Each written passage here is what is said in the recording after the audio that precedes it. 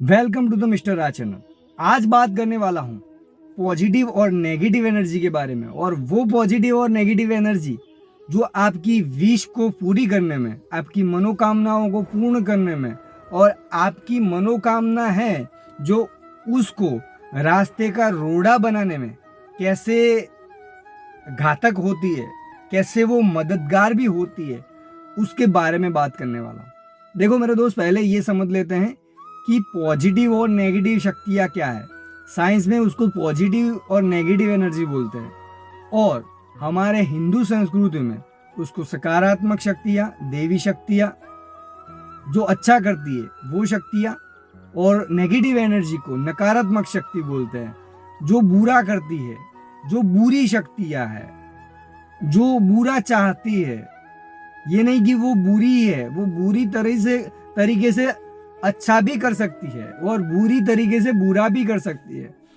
इस एनर्जी को समझना मेरे दोस्त जरूरी है।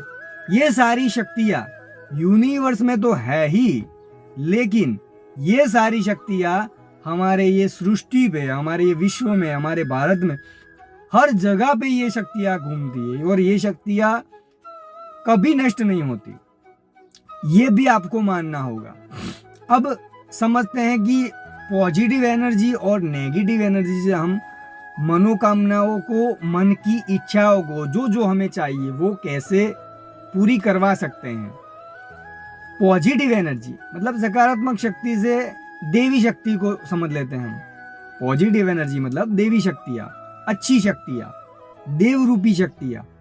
वो शक्तियाँ किसी का बुरा नहीं सोचती, वो बस अच्छा करने में मानती है। किसी का अच्छा कैसे हो, वो शक्तियां हमारे जैसी ही है। देख सकती है, बोल सकती है, कुछ भी कर सकती है, किसी का रूप ले सकती है, कोई भी फॉर्म में बदल सकती है। तो वो शक्तियां, अगर वो शक्तियों को हम समझ ले, वो शक्तियों का फॉर्म क्या है, वो किस रूप में वो शक्तियां है, किस रूप में मानी जाती है, वो एक दिए के रूप में है या किसी वस्तु के रूप में है, किसी पत्थर के रूप में है।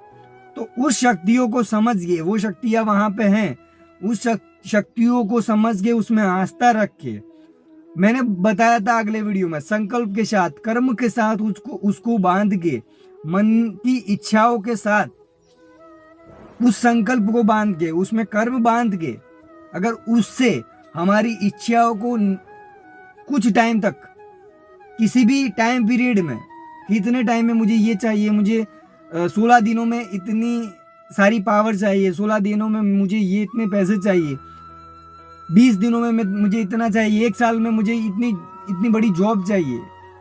तो वो सारी शक्तियाँ वो करने के लिए तुम्हारी मदद करेंगी, वो हर चीज में तुम्हारी मदद करेगी, वो सारी चीजें।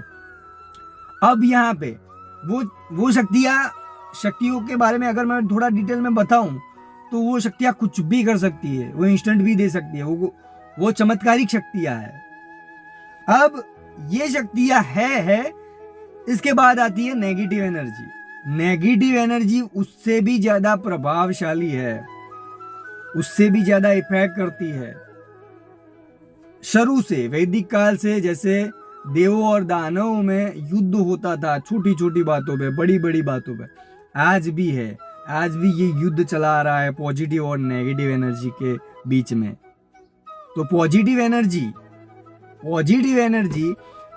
से तुम कोई भी काम करवाना चाहते हो, अगर नेगेटिव एनर्जी है, किसी की भेजी गई, कोई तुम्हारे आसपास रहती है, कोई मर गया तो वो नेगेटिव एनर्जी, किसी ने 500 साल पहले यहाँ पे कुछ किया था, वो नेगेटिव एनर्जी रास्ते का रोड़ा बनती है। वो एनर्जी खाना मांगती है, वो स्पेशल तरीके से वो कुछ भी मांगती है, उनकी अलग अलग डिमांड होती है मेरे दोस्त।